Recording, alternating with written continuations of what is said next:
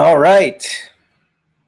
It is 6 o'clock on the dot, and we are ready to get started. It's Tuesday night, December 2nd, 2014, here in beautiful Bali. It started to rain here in Bali. That could be the only explanation for the subdued attendance. We have seen the price of umbrellas and ponchos going up around town, so maybe people have are not prepared for the downpour. But anyway, thanks to you guys for coming. Hello to everybody online, and we've got a really great show lined up. We're going to talk about the price like we always do, and it's kind of a boring week for price. Not much going on, but we will look. We got a little bit of local news to talk about. Very exciting with the film festival and the 101 coming up, and sponsorships for the film festival. It's all good stuff. We're going to talk about some of the postings that people have been putting in the Bitcoins in Bali Facebook group. There was some good stuff this week. And really that led to the overall conversation that I'm going to try and lead a conversation around gold. There's been some big movements around gold and a gold referendum, and also a money creation debate in the UK, which is also related to the gold thing, I think. So we've got a lot to cover. Let's go ahead and kick things off. I got to share my screen here. Bear with me for just a moment. All right.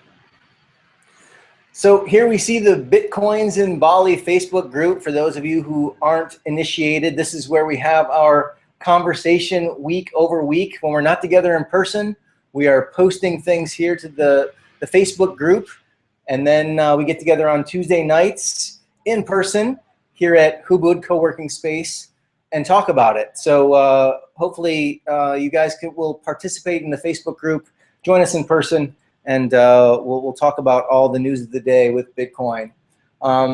First things first, though, let's talk about the price.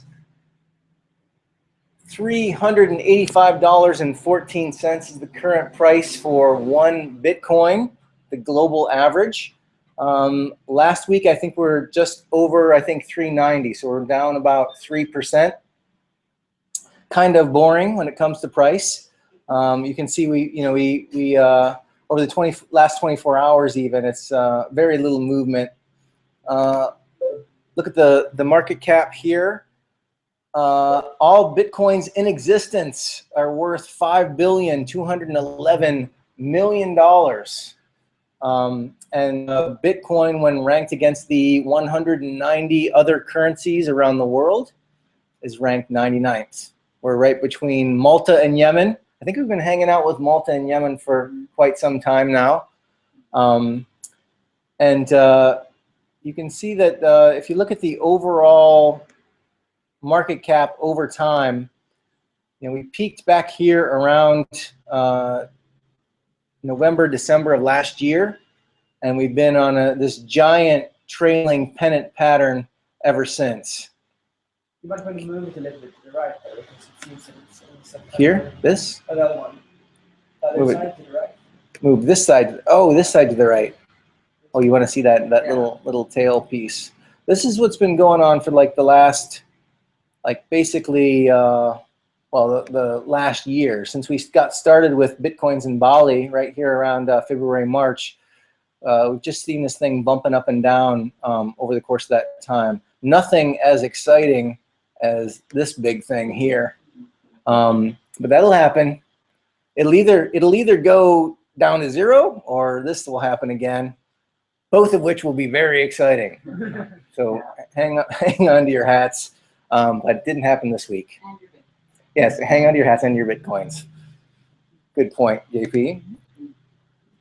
Okay, well, that was the price in dollars. How about the price in Indonesian rupiah? One Bitcoin is worth, the last trade was 4,661,000 Indonesian rupiah for one Bitcoin. You can see an upward trend on the Indonesian market. Yeah, that's the price. Any Comments from the peanut gallery on price? Not much going on. Okay, good. Local news. Bitcoin 101 is taking place next Saturday, December 6th. Basically, if you go to bitcoinsinbali.org/Bitcoin101, you can register. Please tell your friends if they know nothing at all about Bitcoin, if they don't have any Bitcoins, if they have no Bitcoin app on their phone, if they've never seen Bitcoin, if they've never been to a Bitcoin meeting before, this might be for you or your friends. Of course, everyone in this room is a Bitcoin expert, so I'm relying on you to talk to your friends, send them for Bitcoin 101. They're going to need it because on the following weekend, we've got the Bitcoin Film Festival.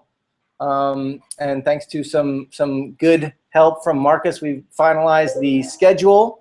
We're going to get started around noon with some lunch at the Down to Earth Organic Cafe. Doors to the theater open at 1, and we've got animated film shorts for about an hour, and then a short break, and then a series of short documentaries to show. And then another break. Incidentally, during the breaks, Down to Earth Cafe will be open, and we will have the lobby open where we'll have some booths set up where people can get started with Bitcoin. They can get set up with a Bitcoin wallet. The Indonesian Exchange will have a booth. coinacademy.co will also be in the lobby helping people get started. So during these breaks, there's other stuff going on. Then in the evening around 5, we're going to have a meet the documentary filmmakers. There's a film crew in town now actually shooting a Bitcoin documentary, and they're going to show us a trailer for their documentary and do a little bit of Q&A on their adventures in Southeast Asia with Bitcoin. So really excited about that. And then at 7 o'clock, we're going to have the main feature, about an hour and a half documentary, or 96 minutes, I think, of the rise of Bitcoin. If you've been paying attention to Bitcoin for the last 2 years, this will be like your life for the last 2 years. It's pretty well done. That's the feature film.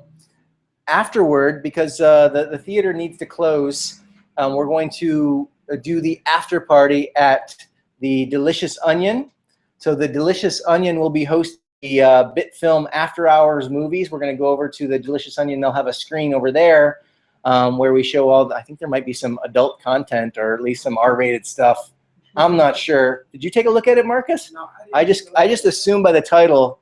Yeah. But yeah, maybe put the kids in bed and then come to the after party at the Delicious Onion. So that's what's going on there. And that's all the local news we have. Let's get into some of the bigger news items. First of all, we had Andreas Antonopoulos on the Joe Rogan podcast. A lot of you may not be familiar with Joe Rogan. Griff, you're from the United States, so maybe you've heard of him. Joe Rogan is a stand-up comedian. He hosted a show called Fear Factor. He's a mixed martial artist. Really interesting guy. And he essentially, a couple years ago, he started this podcast where he talks to interesting people 2 or 3 times a week, and it's long form. They sit there for 3 hours. So people don't have to be very specific. They can go off on tangents. And he's a comedian, so he often takes people on tangents. You know, he'll have an expert on a certain subject, but they may or may not be talking about that subject. He takes them all over the place, and he can because it's a 3-hour form factor. So anyway, this is the 3rd time that Andreas has been on the show. For those of you who aren't familiar with Andreas, he's like the Bitcoin spokesperson on planet Earth. He's the one that gets invited to Senate hearings, and he's got lots of interesting talks on YouTube. And he's been on Joe Rogan for a 3rd time now. So now Joe Rogan understands a little bit about Bitcoin, and but yeah, I haven't listened to this one yet, but the first 2 were excellent. So the link is already up. You can go check it out. Almost 3 hours of unedited Andreas. Check it out, and maybe post the interesting bits. I haven't listened to this, so find the interesting spots, and maybe we can take a look before next week. Next up, I love Joe Rogan's podcast. Yeah, Joe Rogan's podcast is awesome. He you never know who he's going to have on there. I mean, just the fact that he has Andreas kind of tells you a little bit about the range of people he could have on there. He's really mainstream. I would say that when he first had Andreas on, probably 99% of the people that listened to him had no idea what Bitcoin was. Yeah. So it's really good for Bitcoin, just people understanding what it is and learning about it. This is like a doorway to the mainstream. You know, he's got millions and millions of followers, and it's entertaining. Yeah, and if you like this podcast, it looks like Duncan Trussell is on it too, which is another great. Whenever Duncan Trussell's on Joe Rogan, I like to watch it. Yeah, he's like a recurring guest. Yeah. And his buddy. yeah, Another and he's comedian. hilarious. Another comedian. Totally. Yeah. So that's Joe Rogan. Maybe somebody listening to this will be introduced to Joe Rogan. You're in for a wild ride. Anyway, okay. On to the next. Let's see. Bitcoin community announces Bitcoin Giving Tuesday. It seems like we're having all kinds of like, I don't know, there was Black Friday and now there's Cyber Monday and now we got Bitcoin Tuesday. But I'm always interested to post these kinds of things and talk about them when Bitcoin gets involved with charities. Actually, there's been several analysis of Bitcoin spending, and charities are near the top of the, at least in terms of number of transactions for Bitcoin spending. And in the future, it's really, there are interesting use cases for Bitcoin in the charity space, because you've got ultimate traceability and auditability, and charities can show exactly what they're doing with their donations if they choose to. So it's always interesting when Bitcoin is combined with charities.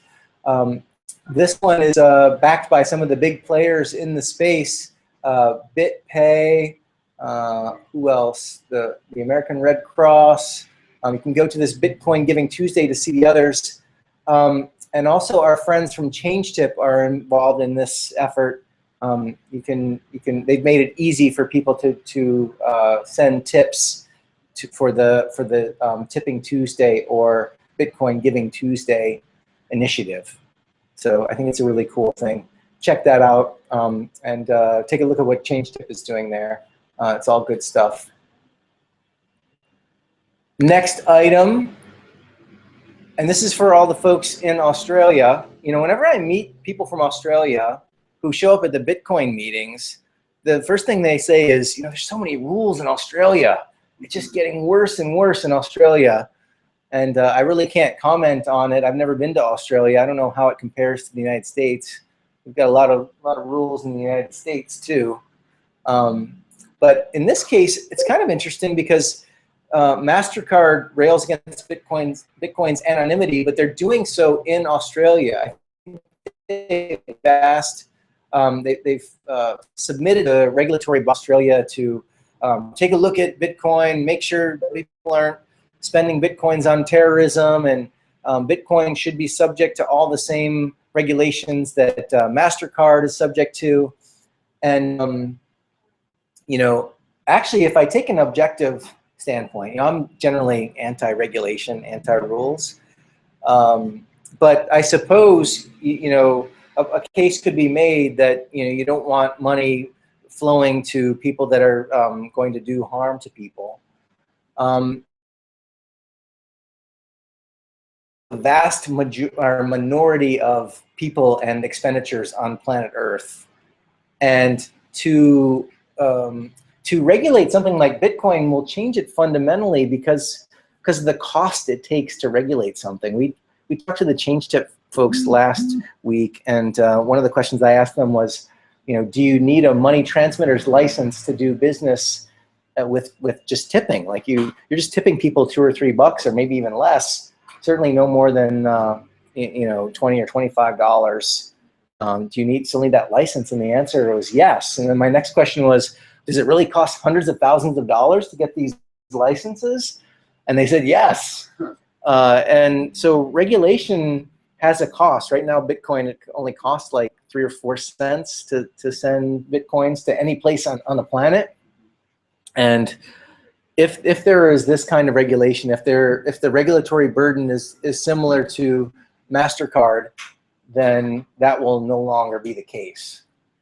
So, and you know, that precludes whole business models, whole swaths of the economy and whole swaths of the world's population. For some use cases, even 6 cents per transaction is too expensive.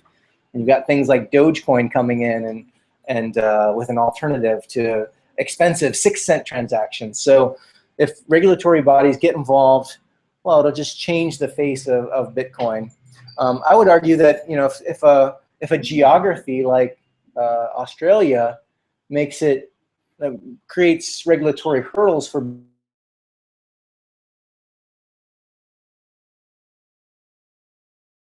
the companies, will just move. There's this concept of regulatory arbitrage, which means you set up your company in the place where you'll have the friendliest regulations for what you're trying to do. There And was one Bitcoin company that moved now from Australia to London. oh, really? I don't know if you have that up on the deck, but I think it was from Cointelegraph. I can see it. Yeah. Find the link and send it to me. If we can pull it up, we'll talk about it. Well, and it goes on. You know, Eric Voorhees, who's the CEO of Coinapult, made a conscious decision to locate his business in Panama, and Charlie Shrem, on the flip side of that, tried to work with regulators in New York, and ended up with this like really nice ankle bracelet. Not that fashionable, but very useful for the authorities. So anyway, there's there are certain places on the planet you can go and get arrested for all kinds of things you wouldn't even think about.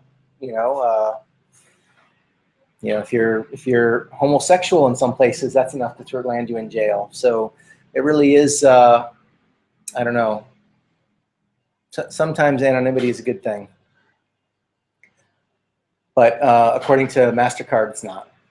Anyway, take a look at that article, especially if you're from Australia. It'll give you a whole week's worth of things to complain about with you and your friends. So check it out.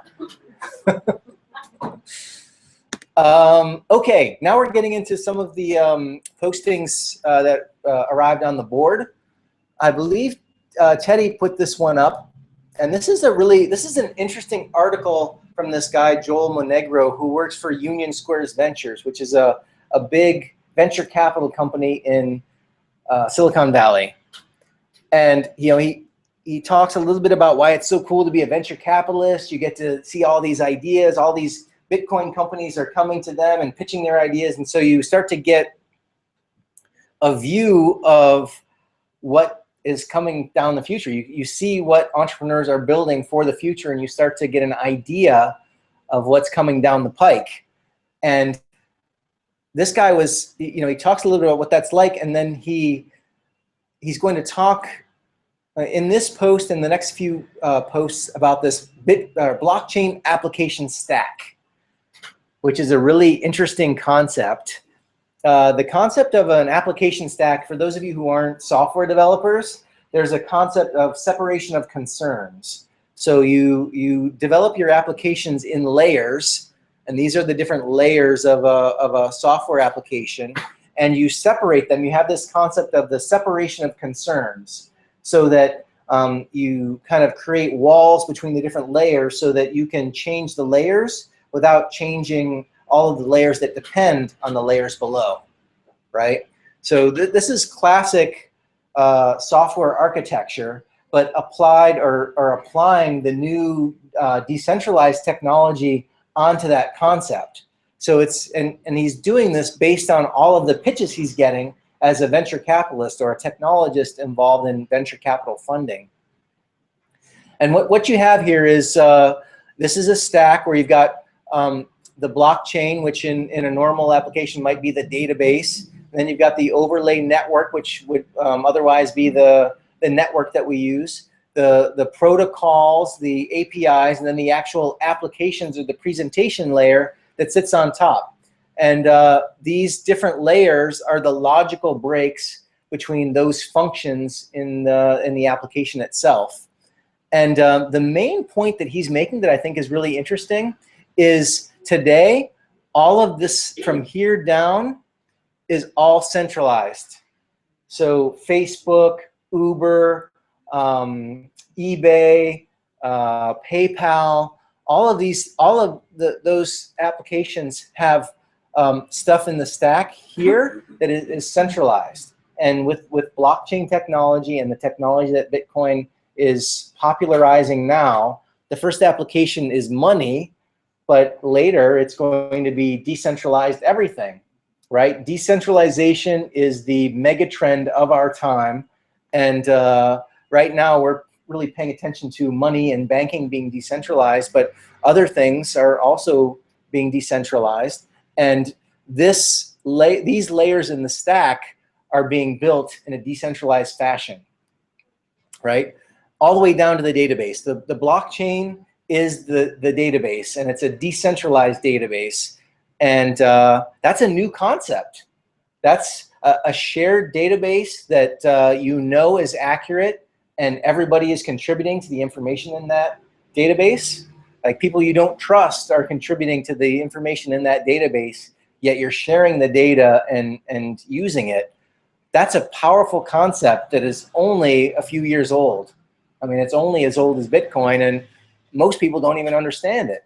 So what he's saying is the next wave of application development is going to decentralize these. It's going to have profound impact on how business works. We don't know exactly how yet, but we can get a clue. That leads us to the next item here, Uber. Well, one of the companies that he invokes in this article is Uber, right? He says Uber's got a centralized database and a centralized servers for their ride-sharing application. What happens when things are centralized? They get squashed. I think I've mentioned many times before in these evenings, there were a lot of attempts at e-cash and e-gold and electronic money that never survived because they weren't decentralized. The government could come and squash it very easily. You could sue a company right out of existence or regulate them right out of existence. And it wasn't until Bitcoin came along and it's decentralized, there's nobody to sue. It's just a protocol that electronic money became viable. Here we see Uber's trying to provide services in Nevada, and it's running afoul of taxi regulations, right? So, and again, they're using the same tactics, like, oh, taxis aren't safe, and who's going to make sure that you're not getting into some evil person's car, or who's going to make sure that the car is safe, and all these things that that they claim we need regulation for. Well, it's because Uber has created their application with a centralized like these layers of their stack are centralized, they're subject to jurisdictional roadblocks. And this is happening all over the world for Uber. It's the same thing for Airbnb, for Lyft.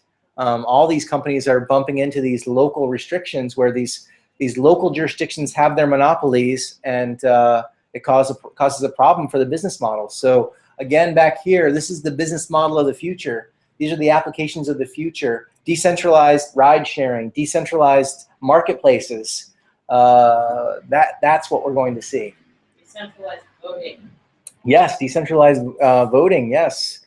So Yes, no deballed machines, right? So what would something like Uber look like if it was decentralized, just for like kind of behind on the catching up? Well, right now it's very centralized, and if you're a driver, you have to sign up with their service, register with their servers, meet their criteria, and a decentralized equivalent might mean that you have an app on your phone, I have an app on my phone, and there's a peer-to-peer network that allows us to connect, where I'm able to find you, for one thing, and also find out who else has used you as a driver and what their ratings of you are, and all of the things all of the bits of information that Uber stores on their servers could be stored on everyone's individual phone, and I could aggregate that information in real time from from the aggregate shared database, the decentralized database that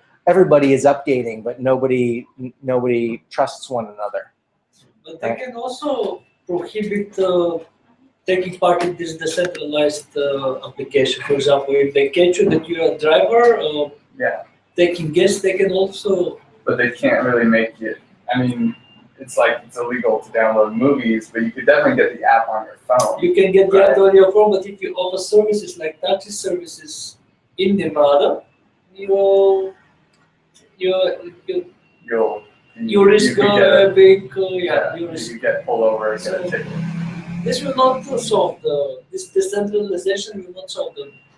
Well, In you this know, case, it depends. Well, one of the things he goes on to say is it's going to be a very challenging business environment, because if you're a business that's trying to get in the middle of two people getting together to share a ride, I mean, that's what's going away, right? it's So. going away, yes. Right, so maybe there is no Uber. There might be an Uber service, Uber 2.0 or Bitcoin Uber that's just out in the ether. Yeah, it's There's going no. to be open source. This is with all, with my ideas. When I see how they go decentralized, then there's no place for profit. Everything which is decentralized, there's no one to get profit, which is free for everybody. And then you see how many people are going to lose. This profit goes away, for all the financial system, all these profits go away and all these people lose their jobs, which is challenging. Well, I mean, I don't know. I mean, I'd like to see what happens when that kind of money extraction goes away. Yeah. There's all kinds of concepts in business that I think do not serve of planned obsolescence. Right? Let's create a product, but let's make sure that it wears out because we want them to throw it away and buy a new one. That's good for profits, yes. The new Apple, believe it or not, is non-upgradable. It's not upgradable. Yeah. It's really shocking. It's not. Upgradable. You Yes. cannot increase the RAM, you cannot increase the drive. This is it. iPhone is the Yeah, this is Weird. these are the skewed incentives that arise in with capitalism. I think we're moving. I don't mean to indict capitalism, but there's aspects of it that don't serve anybody but a small number of people. And go ahead. Oh, I was gonna say, yeah, it's almost like the answer to your question, and I'm really new to Bitcoin, so I don't know if I'm really gonna say it, but like, sometimes the answer to your question is like, well, we have this example of Bitcoin in money, right? So with like what a decentralized Uber would be to Uber is the same thing that Bitcoin would be to money. Yeah. So yes, people wouldn't make money, but there would be something there where there's still a flow of, so is that kind of like a good? Yeah. Ride shares more than taxis. This is the way I would see it. It's like, is it illegal for me to gas some gas money for my buddy? I hope not. Yeah. So. Yeah. I mean, this is. Regulate that. Yeah. Well, we don't know what will happen. What I'd like to think might happen is we apply all our skills to other things besides trying to create friction around ride shares. Yeah. Yeah. I mean, people can get it'd be great if when I get on the freeway in LA, there's 1,000 cars with one person in them. Yeah. There's 5,000-pound SUV moving around a 110-pound actress times 1,000. It's totally inefficient. You can see how it could be way better, but it's not. Yeah. And I don't know. Maybe they'll sell fewer cars, or maybe Uber will go out of business. But we can apply that energy to other things. We've seen success in like in like when this has happened, like where nobody's like, oh, I can't believe we lost encyclopedias because of Wikipedia. Like I haven't seen when this happens, it doesn't seem like it's a bummer. Yeah, no. And then the people that make it, they find some way to profit, or it's like, okay, it's CrossFit, and then everybody, they give it away, and everybody can do CrossFit. But like, people are figuring that's like, then you can start your own CrossFit, and you can the people that are training. It's like always ways to make money. It's just not the same way to make money. Right. So now you because it's a ride share, now you provide like a luxury ride share, Yeah. Or, Right. you help, there's all sorts of ways. It just has to be a different model.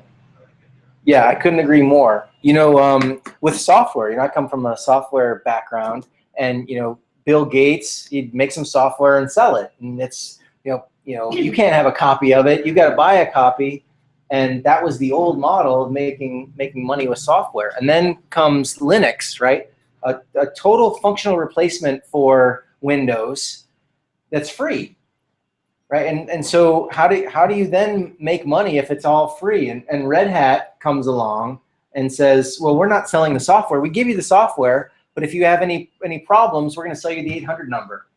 We're selling support for Linux, so you can have this. You can have software for free. Go nuts, use it to your heart's content. But if you have any problems, give us a call, and we'll charge you a fee for that consultation. And it's arguably, I'd say it's a fairer exchange and better all around for everybody. It's a quantum leap in progress in software, in my opinion, and we're waiting to see that happen in other industries. There's an awesome book called A Pirate's Dilemma, which talks about just the history of piracy and how it's evolved. And I've been in the music industry for a while, and so it was fascinating. One of the things he said was back in 1920s or 10s, whenever they first started recording music, all the musicians got pissed off because they were like, wait, so you had to, because to have music, you had to have a musician live. So now you have this time where, okay, music is pissing off musicians because now they're getting screwed. And then you go into this era of now recorded music, and then now it's recorded music is becoming digital and you can share it. Now we're getting screwed. And it's it's just these series of wickets where you're nobody's complaining about recorded music anymore because it's 2014, but now they're complaining about this. And I always think to myself, I can't write a poem and get paid for it. There's plenty of value. I'm probably change someone's life with a poem. Just don't get paid for it. There's just certain things you get paid for and certain things you don't. And songwriters and musicians are just, I don't know why, I just around them a lot. So it's we're snobby. We're all God, it's not fair. My heart and soul, man. But really, it's just it's constantly changing the way you make money. And it's okay, you're a songwriter. You're not getting paid as much in royalties. Cool. Teach songwriting classes. Help someone else do it, or write a book about it, or start a blog. But there's it just keeps, and it's shifting so fast that the ways to make money. It's I love what Gary Vaynerchuk does. He's just a fast mover. He's I'm not smart, but I fucking move fast, and I adopt.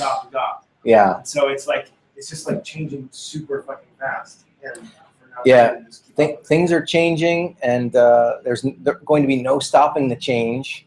And I think if you just don't fight it and go with it, there's going to be abundance to be had. So less stress on these. Go with the flow. Who wants a job? More jobs we can get rid of, the better. Yeah, a lot of the planned obsolescence creates a lot of work that would be unnecessary. Yeah. If we bought stuff that would last a longer time, then.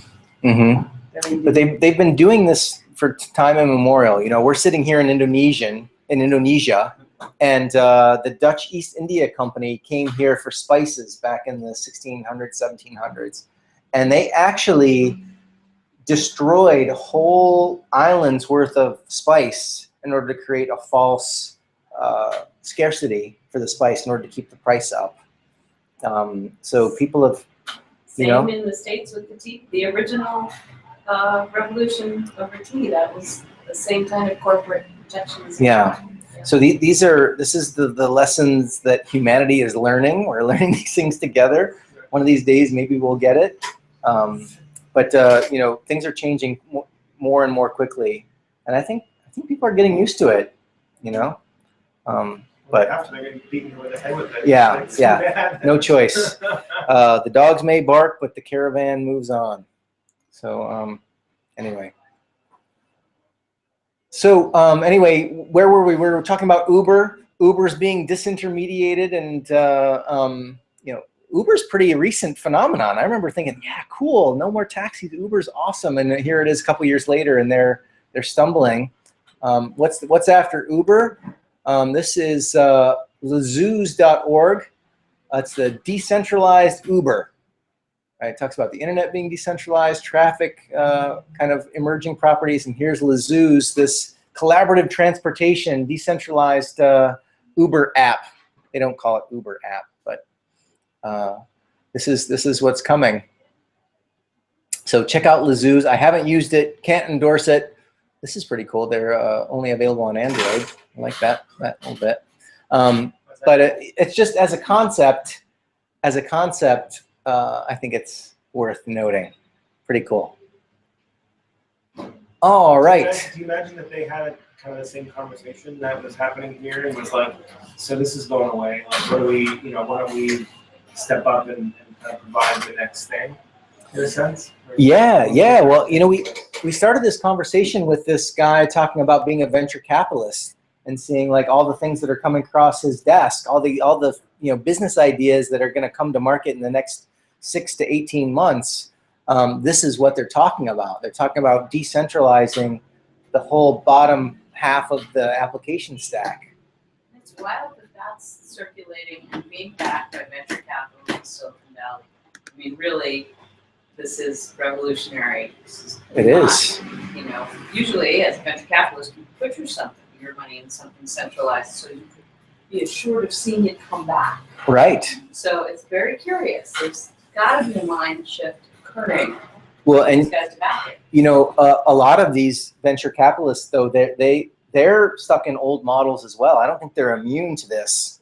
No. There's probably ideas coming in front of them where they're like, how are we going to make money with this? We talked to the change tip guys about this actually, and it's like there's a they made a joke like, well, it's a Silicon Valley startup. We don't have to make money. We've got users. But I think it's a challenge. I think amazing innovations happen at these times. I happen to have a family member who was the attorney for the Beatles when they happened. And because there wasn't much in the way of new models for musicians at the time, rock merchandising was invented in the lawyer's office because they hadn't been done before. Yeah. And there weren't T-shirts for rock bands and all the kinds of stuff it got invented in that office. Out of necessity, yeah. Yeah. So cool.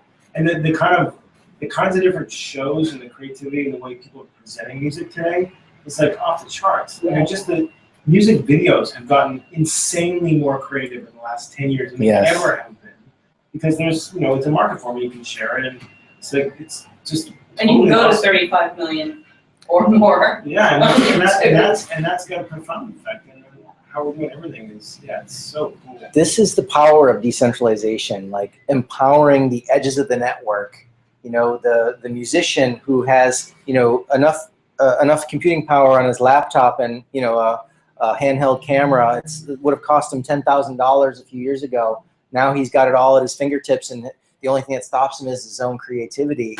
And there's millions of these things. That's when someone creates something brilliant in his garage and it goes viral, and that one teenager can have 35 million views for his video. And 10 years ago, you never saw that. It wasn't possible. The whole decentralization of TED was like, that was the best idea ever. When they did it in 2004, I think they started actually doing the TEDx's, and it was like, that was obviously a good idea. Yeah. Yep. Yeah. It's like kind of franchising too in a way. It is. It's like a more socialized franchise model. Like more granular or something. Because it's like it's like there's a franchise, but you're not asking for a percentage. Yes. It's like, make another Subway, but go for it. Here's the software, here's the menu. Yeah. And have you guys seen Patreon? Patreon. That is really cool. Patreon, what is it? So if you are a band on YouTube and you have, a following, and you'd like to get patrons to help you make your next video or your next album, you can solicit your fans directly. Like a Kickstarter kind of thing? Combo crowdfunding, but more like the old idea of patronage. Yeah. Which is, I really love your work. I want to continue to support you. $5 a month to $50 a month. That means they can make videos, records, Kind whatever. of like the angel investor model for entrepreneurs. Where you look for like big people, like people that. This is just regular for people. Matt Bitcoins does it. Yes, it's Mhm. awesome. He's always asking, you know, $5 a month, be a patron for me, and I'll hook you up with special YouTube footage, you know. Right. I And then, found out about it because I'm a fan of a band, a Canadian band on YouTube that Uh-huh. do just amazing videos. And I know videos are costly to do, but they are an example of this outrageous creativity you're talking about. I want to see them, yes. you know, keep making it. So I'm like, yeah, of course. So- great idea. Right, you're an individual and they're a band, and you can connect with them with very little friction or intermediaries, and it just makes other things possible. I think it's like what we're saying too, when we take away this idea of friction, is like we give money because we want to, not because we were like cornered into it. Yeah, that was Kind of we almost were like coerced. Wikipedia is making money because they're just saying, hey, like if you like this, donate, and it would be like, oh, that's crazy, but like, well, it kind of works actually, and essentially musicians are doing, they're figuring out like, well, we can't corner people into giving us money anymore, so we're gonna have to find a way to get them totally inspired to donate money. Yes. And it's the way it's always been, but it's just like we got lazy because it's all CDs for $17.99, you know. And so it's like now it's just like, hey, how do we actually move people enough to want to support us? And then that's the model. It's not Right. And by the way, those bands that are doing it now are getting that money goes to them as opposed to the big marketing machine that used to be necessary, and is not really scalable. And Patreon is basically fee for service. Patreon. That's really cool. And I'd love Maybe to we see can- banks go in that direction and other, you know, utilities. You know, I'm sure the band pays for Oh, they it. said fee for service? Yeah, fee Oh, for service. so it's like Sure. Patreon charges the Yeah, percentage. sure, Yeah, makes sense. Yeah, yeah. totally. So it's fee for service. Yeah. Great stuff. All right, we're going to switch gears here a little bit and talk about gold. This is a quote from J.P. Morgan. Gold is money, everything else is credit. That was in 1912, right? So that's before the Federal Reserve was created. There was much more of a, well, this predates the modern monetary system that we all have been living within for our entire lives. And arguably for the last 100 years, the Fed came into existence in 1913, along with the IRS.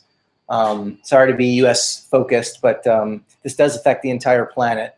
And he's making a statement about the world's concept of money, especially in 1912 when there was a balance of accounts between two nations.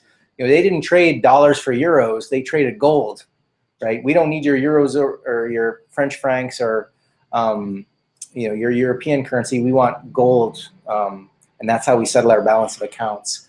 And every other entry in a double entry accounting system has an asset and a liability, right? Except for gold. Gold is the when you have gold, there's no counterparty, right? You're holding gold in your hand, and that's it.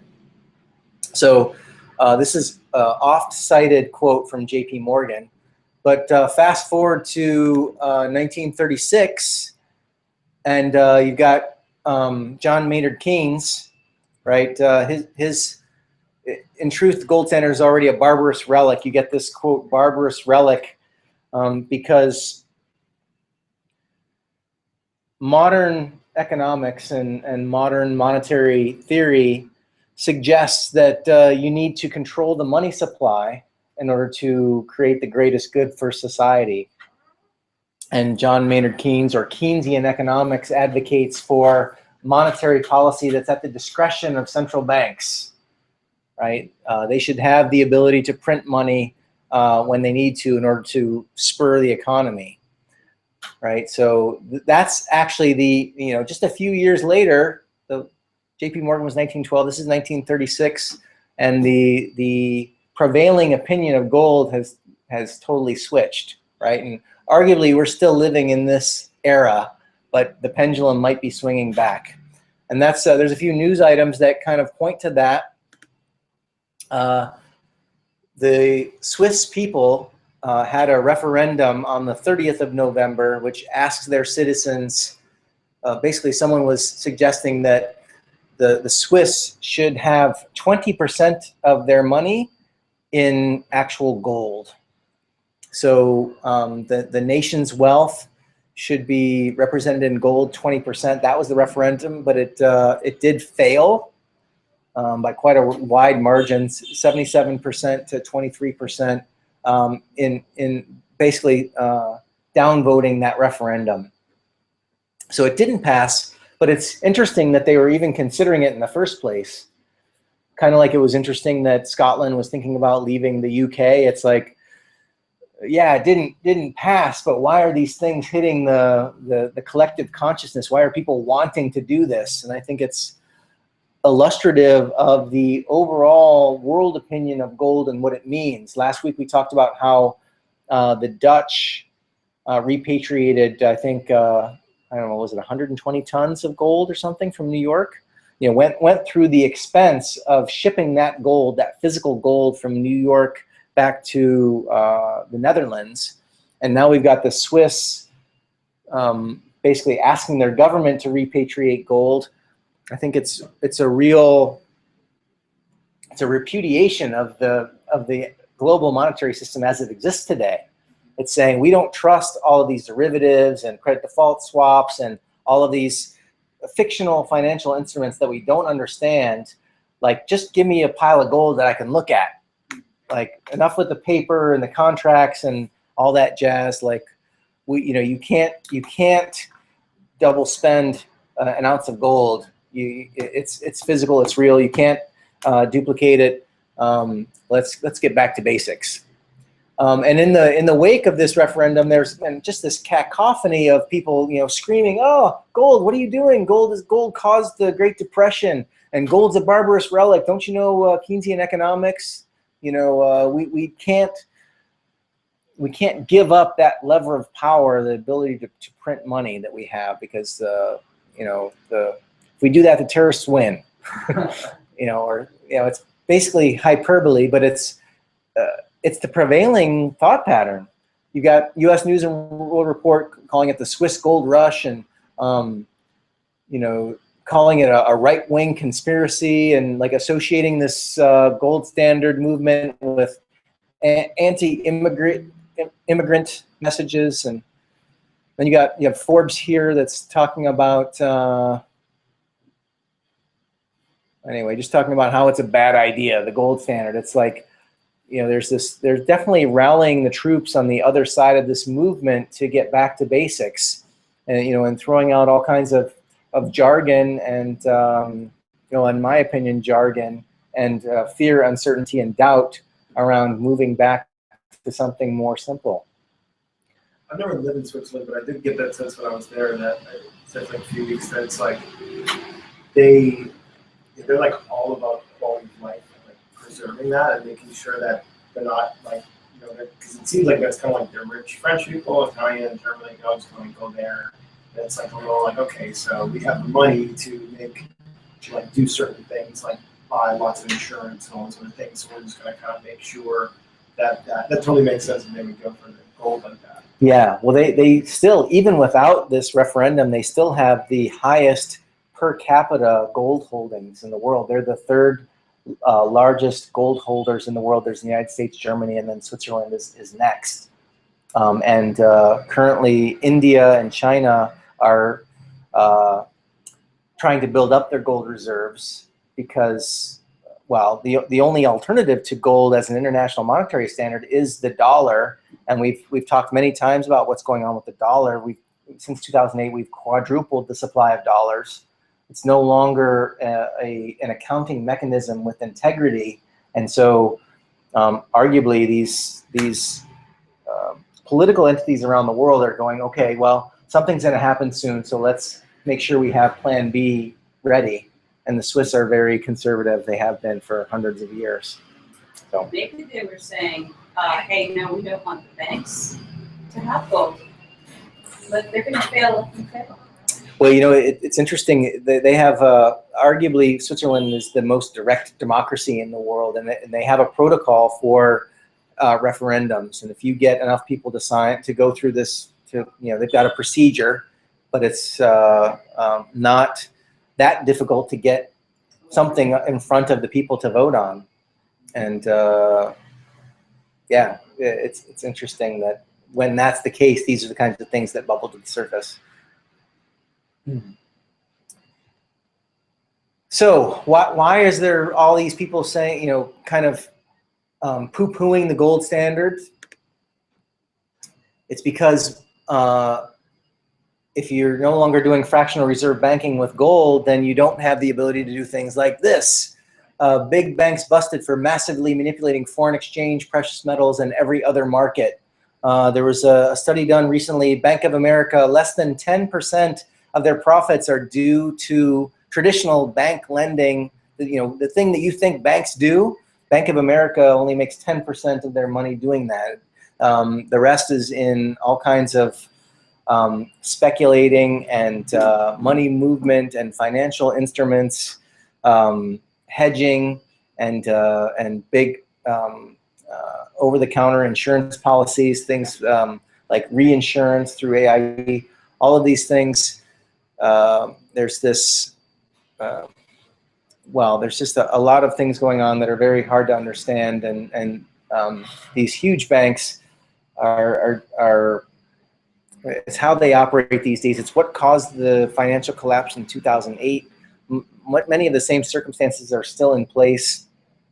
And if the world were to go back to a gold standard, a lot of these things would not be possible. All right, a lot of these things would disappear. And so that's why you've got places like where is that? Like Citibank saying, poo-pooing gold, associating Bitcoin with gold, etc. Yeah, currency. Oh, yeah. Okay. Yeah, that's it is. good. Here's another story about big banks manipulating physical market prices. Incidentally, they're able to do that because there are paper representations of gold holdings. Basically, fractional reserve banking does still take place even with precious metals. There's something like 100 times more paper gold than there is physical gold. So if all of those, if some percentage of the people who had contractual gold wanted the actual gold that is supposedly backs that contract, then it's just like a run on the bank. That gold will not be there. And because that's the fact, because you've got, even though you can't print gold, you can print a gold future or a gold contract or a gold swap and trade that at the current price of gold, and that's how the prices are manipulated. This is exactly what the conundrum we're in right now. How do we operate in a world where we have a representation of value ethically? Well, what's interesting about Bitcoin is you no longer need an IOU. You used to have the money, which sat in a vault and had carry costs and was hard to exchange and divide, but it had value. It was a store of value. And then you had currency, which was a paper representation, an IOU of the money that sat in the vault. And now Bitcoin is really both of those things. It is an accounting mechanism that has integrity based on a collective understanding of what's there, but it can be traded instantly all over the world for next to nothing. So it is a store of value and a currency, and that has never existed on the face of the planet before. It is both of those things. The question is, can it be manipulated? And that is an open question, remains an open question. What do you mean by manipulated? Like we're looking Well, at here. they're trying. They're trying. They're trying. Places like Coinbase and Circle already have off-chain accounting. So they are in a position to do fractional reserve banking already. And like we said last week, anybody with a very significant holding in Bitcoin, right, can act as a lever in the market. That's another way that it can be manipulated. You can play the trends, right? You can create your own trend because it's such a small market and because it's such a small band of Bitcoins that actually represent the liquidity in the market. The price can be pushed around with a relatively small amount of money. So, And that is happening. I'm sure that's happening already. Yeah. But did you read, there was an article about somebody made the calculations about the known addresses and the people, they pretended how much, or they stated how much Bitcoin they have, And the total amount of these accounts were like 5 times more than what is existent. Like Yes, that was one of the stories posted. Yeah. So it's the same. So they also. Well, yeah. And you've got, the Winklevoss twins, they want to create their exchange traded fund backed by Bitcoin. So, you're going to buy these pieces of paper that are traded at the Bitcoin price, but they're not actual Bitcoins. And The minute you have that and people go for that, right, you're right back where you started from. But with Bitcoin, it's quite easy to move back into the real blockchain. Yes. Because everybody can have an account with a central bank that will be the blockchain. Right. Right now, people are used to that, and for your grandmother to get involved, maybe she needs the Coinbase account. But once grandma gets savvy, she might say, "Oh, I don't want fractional reserve banking. I'm going to take steps to have my own Bitcoins, and I don't need the bank." And we're not there yet with the tools we have in place now, but we're getting there. It's definitely heading in that direction. Blockchain's pretty good. blockchain is where it's at. Blockchain.info. Yeah, It's pretty good. it is. Yeah, I guess that's true. I was not paid to say that. Yeah. So anyway, that's gold. Got one more topic to cover. We're almost out of time, but I think it's related to gold, and it is a big news item this week. And I think we can get through it quite quickly. Another quote here we've got. It is well enough that people of the nation do not understand our banking and monetary system, for if they did, I believe there would be a revolution before tomorrow morning. That's Henry Ford, and another really well-known quote. And he's referring to the fractional reserve banking paradigm. It's something that most people don't understand, but it is how things work today, and it does kind of make the mind boggle. And if more people understood it, maybe people might make other choices. We shall see. But the reason I pulled up this quote is because for the first time in 170 years,